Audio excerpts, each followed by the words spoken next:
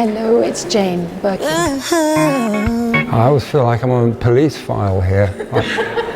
Andrew Birkin.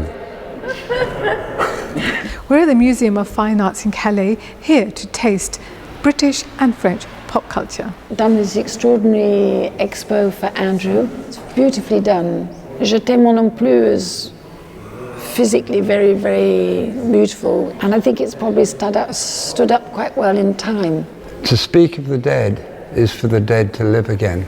To speak of Serge and Kate is for them to some extent to live again. Set across 6 rooms, the exhibition includes images and photographs captured by Andrew Birkin. I think Jane behind me would agree there's no better way to celebrate this exhibition than with chocolates. Oh oui, je t'aime. For Andrew, my brother, who took all the pictures of Serge and me, I suppose from when I was 20 years old until I separated with Serge, which was some 13 years later. And there are also photos from, family photos from when we were children. So it's a book he made about 5 years ago, I think, that was brought out by Taschen, and they're just the first town in France, apart from Paris, where there was an enormous expo on Serge, but that had this idea. So it's beautifully done, gracefully done.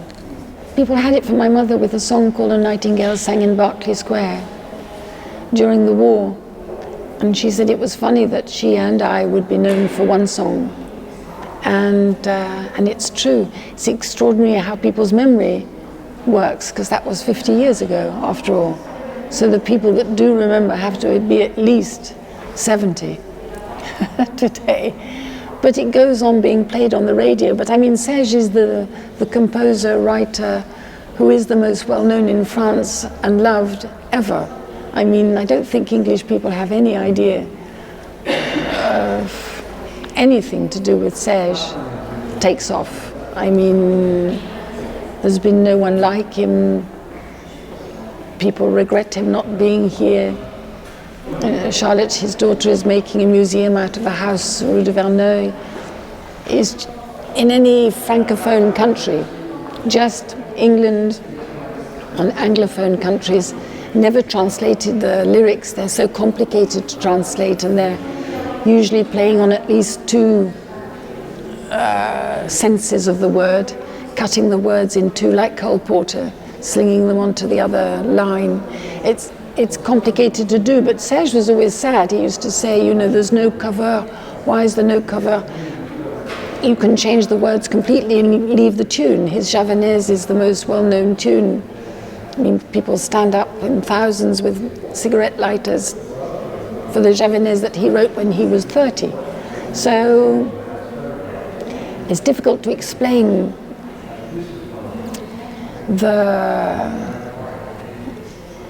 let alone the personality of this person, who used to burn 500 francs on the television and be the scandal of all France, until people realized that actually half their money goes in taxes, therefore they feel very similarly now, but at the time, what a shock. And when he did the Marseillaise, but he did it, which is the French national anthem, but he did it in reggae with Jamaicans, which were all Bob Marley's musicians. People screamed and shouted and said, how could a Jewish person dare do a thing like that? They put bombs in the theaters. I mean, over his entire career, he's well known for the shock element too, as well as the great, great beauty of his lyrics and the tunes, but also his face, his personality. People just used to put the telly on to see what he'd do tonight. So I don't know who's the equivalent in French. I do remember that one person, I think it was Bernard Levin, when he died, my ma cut out an article about Serge, and it said, in England we have a comic, so-and-so, but is he equally a poet? We have a poet, but is he equally a shock person? Do we have a shock shocking person. Is he equally no, decidedly no. In England we have no Serge Gainsbourg. So it was a beautifully written obituary. And so I don't know who the equivalent would be in England. Je t'aime non plus is physically very, very beautiful, with a hair cut like a boy, and very, very shocking again about a homosexual. And I think it's probably stood up quite well in time. Well, you're looking at photos that I took half a century ago of my sister Jane and Serge.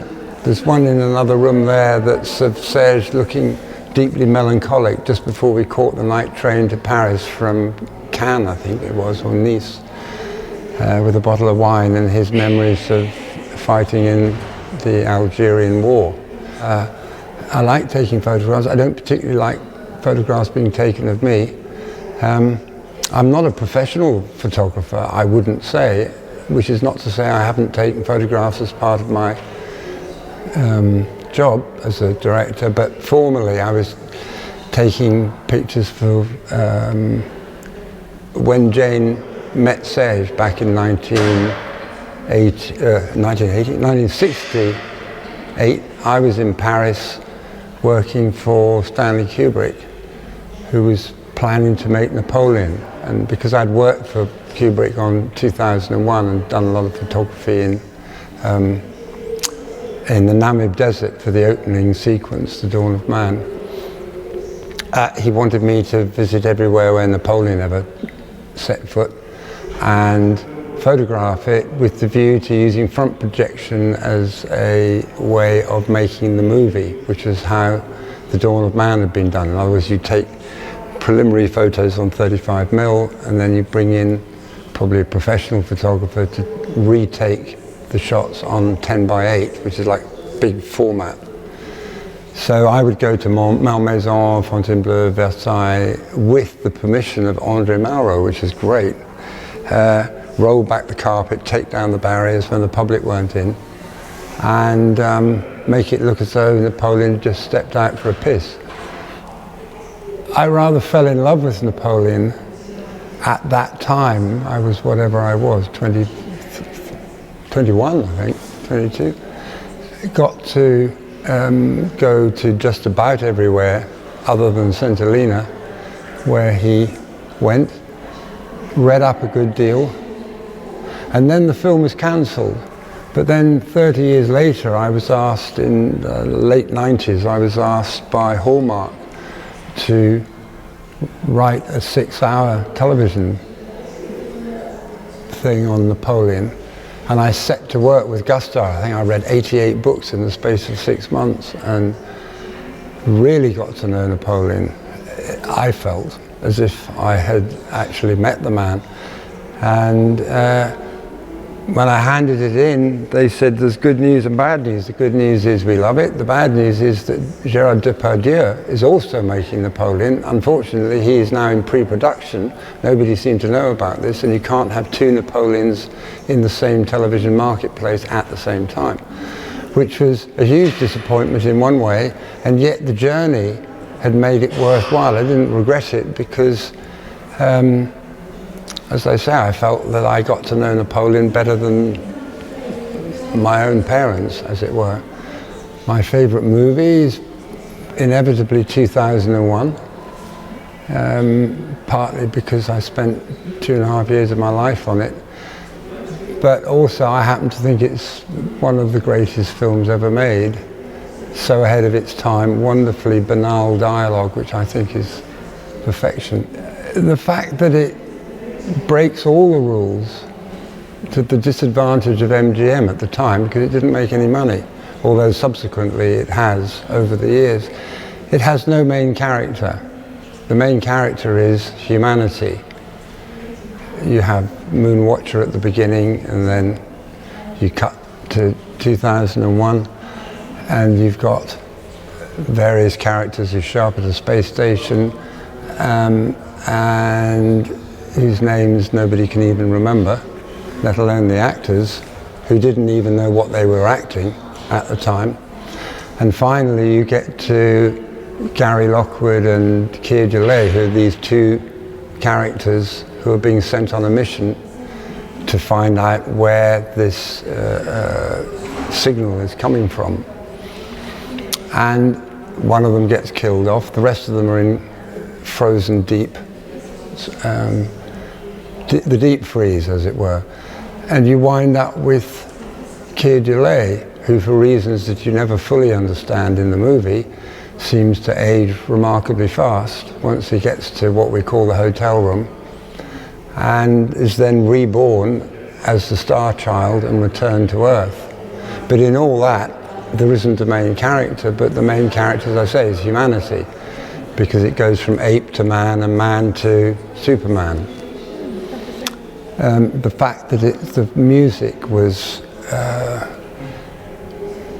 I remember there was a guy who worked on it called Colin Brewer, I think, probably long since pushing up daisies, but he used to fall asleep in the rushes, the special effects rushes, where you'd sit for an hour endlessly watching a model doing this, that, and Kubrick going rock and rolling on the projector. And the projectionist said to me, well, I couldn't help hearing Colin nodding off there. I've got some records up in the projection box, music for pleasure stuff. Shall I put it on? So I said, well, I'll ask Stanley. So I asked Kubrick, and he said, sure. Cut to a week later, and we're sitting there watching the space station slowly revolving, and on comes the Blue Danube, purely by chance, rather scratch version of it. And at the end, the lights went up, and I remember Stanley said to no one in particular, do you think it would be an act of genius or an act of folly to use the Blue Danube with that? Coincidence.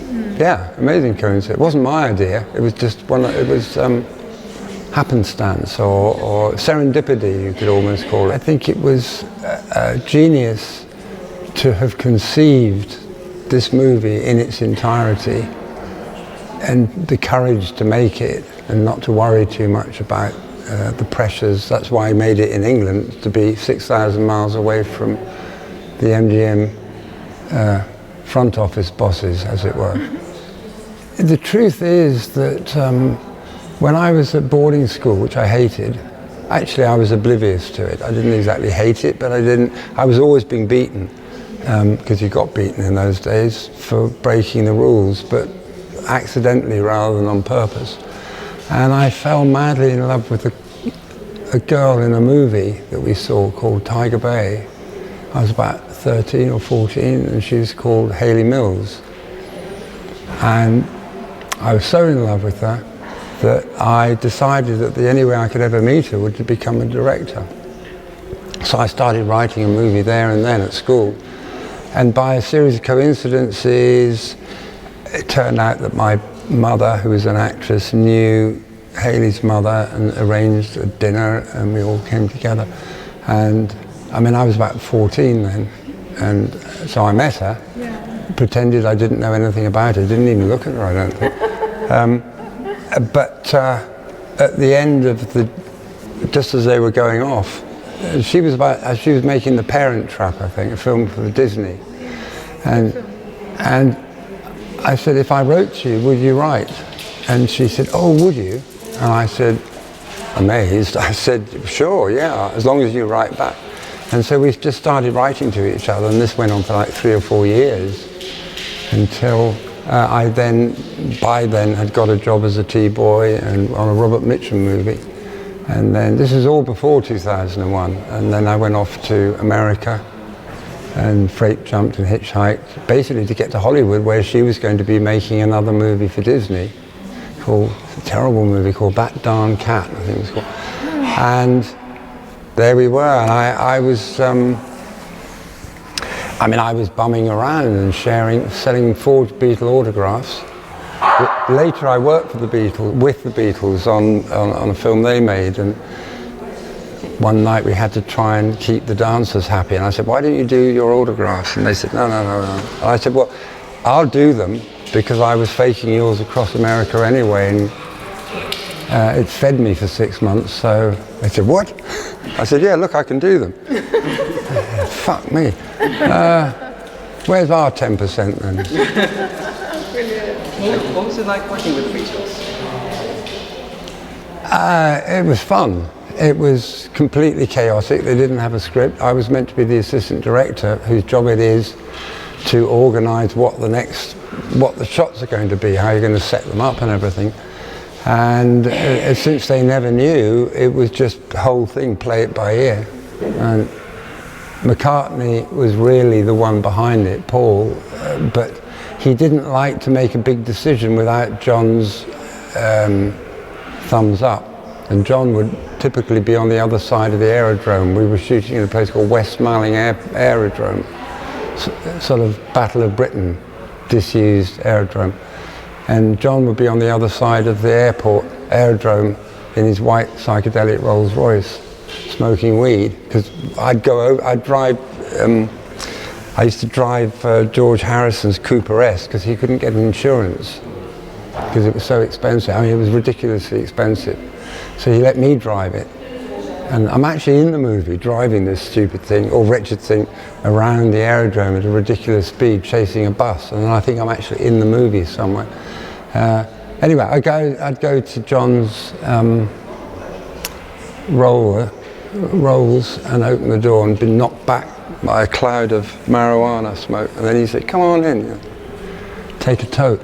And I'm like, yeah, I'd love to, John, but Paul wants to know, this is the next shot, what do you think? He said, I don't know, what do you think? I said, well, I don't know, because I don't know what the story, I don't even know really what is the story you're trying to tell.